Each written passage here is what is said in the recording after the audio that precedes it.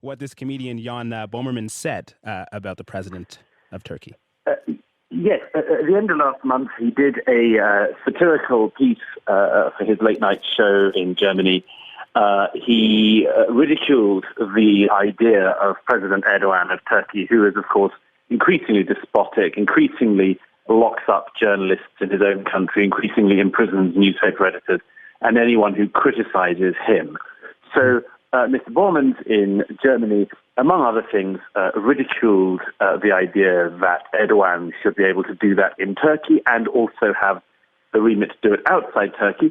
It's true that the allegations he made, satirical, amusing, the sort of thing that can happen any day in any European democracy about a leader, were not, let us say, not flattering to Mr. Erdogan. They implied that his fondness for animals was more than platonic, for instance. But it was rough and tumble to say, you don't have the right to tell us in Germany what we can laugh at or not, and we can laugh at you. So, of course, unfortunately, the Turkish authorities thought otherwise, and that's not surprising. What is so surprising is that the German authorities agreed with their Turkish counterparts. Well, let's dig into this. What German law is Jan Bommerman accused of violating with that joke? So, amazingly, there is a law on the statute books in Germany that is meant to preclude or be able to be brought against people who insult a foreign leader.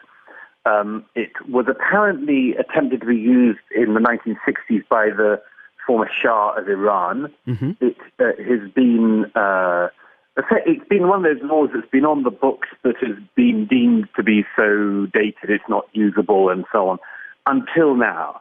There is a political context, it has to be said. Yeah. Chancellor Merkel has been desperately sidling up to President Erdogan in recent weeks in particular. There is another push from some European leaders to make Erdogan's Turkey come into the EU faster than it might have done.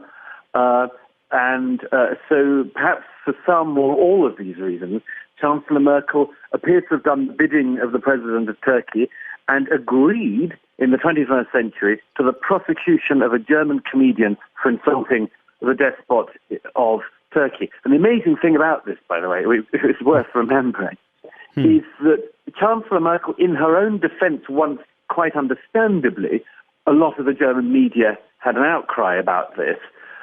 Chancellor Merkel, who allowed the prosecution to go ahead and indeed encouraged it to go ahead, said at one point, he can still be found innocent. Yeah, what do you say to that? That's her defense, that's her supporters' defense, that if Bommerman is found not guilty, what's the harm? Well, I have to say, if I may say so, and abuse your hospitality as a Canadian host, I know that Canada isn't unused to the idea of putting people effectively on trial for free speech, as we would think of it, certainly in Britain.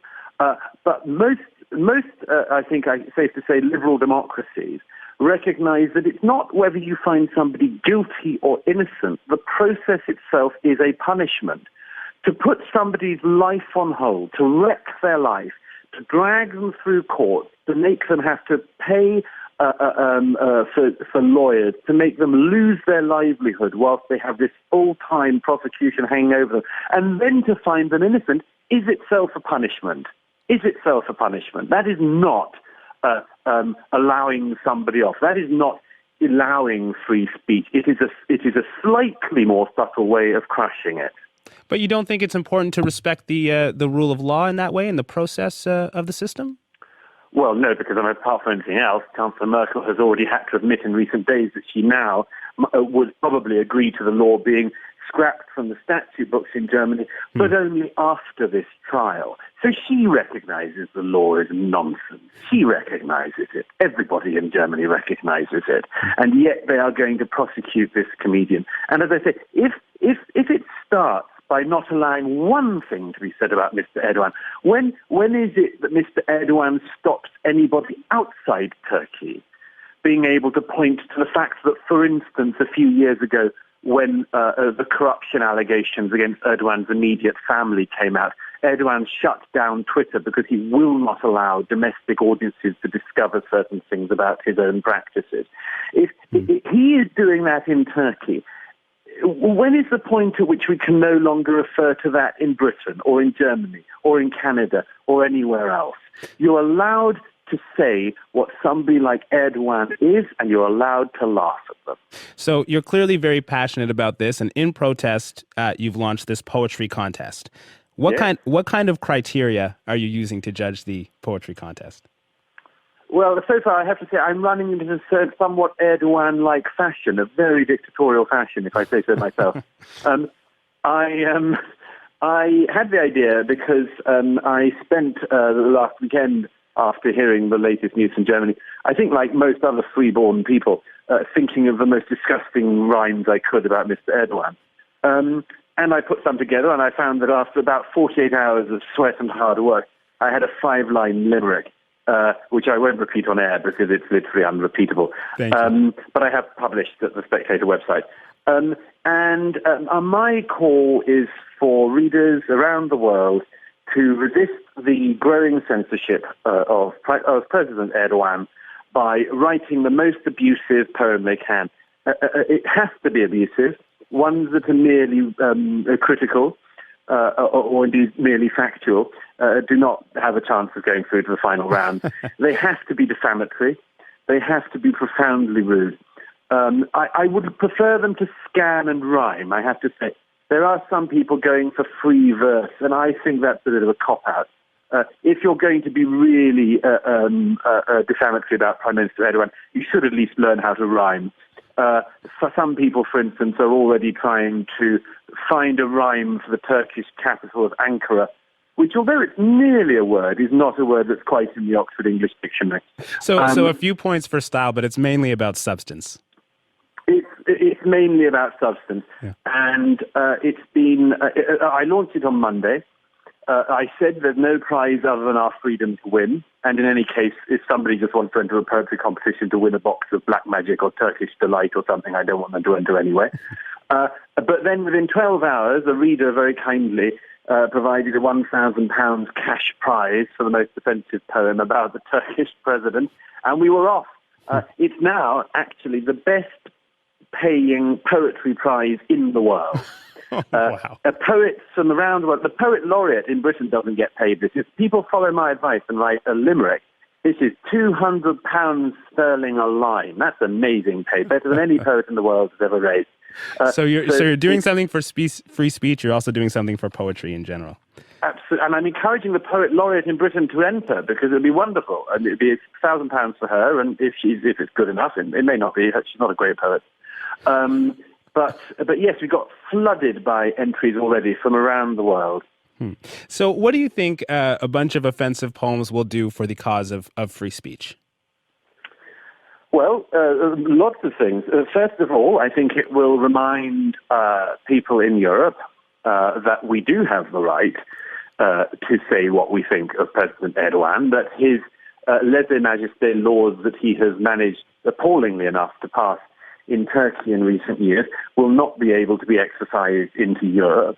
It reminds free Europeans of this fact. I think it reminds a lot of Turkish people of the fact that a lot of the people who are Erdogan's opponents in Turkey, which are a very large number, who deeply resent his clampdowns on free speech, that they are supported from outside and that there are other people kicking back against Erdogan.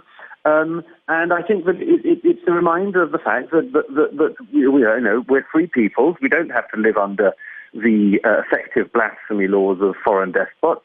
We can say what we think.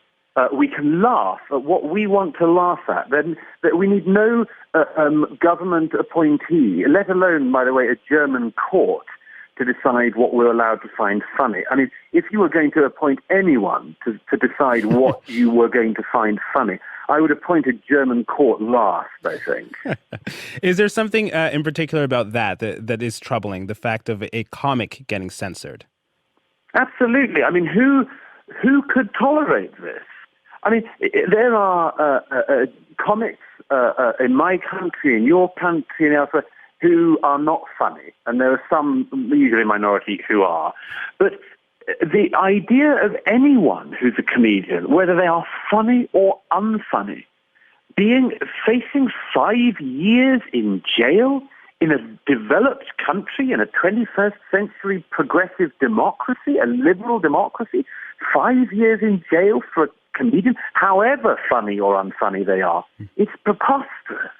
So this is a form of advocacy, obviously, for free speech. But are you also having a little fun reading these poems? You've admitted to being a poet yourself. Yes, it's. I have to say, a lot of the entries haven't been quite disgusting enough.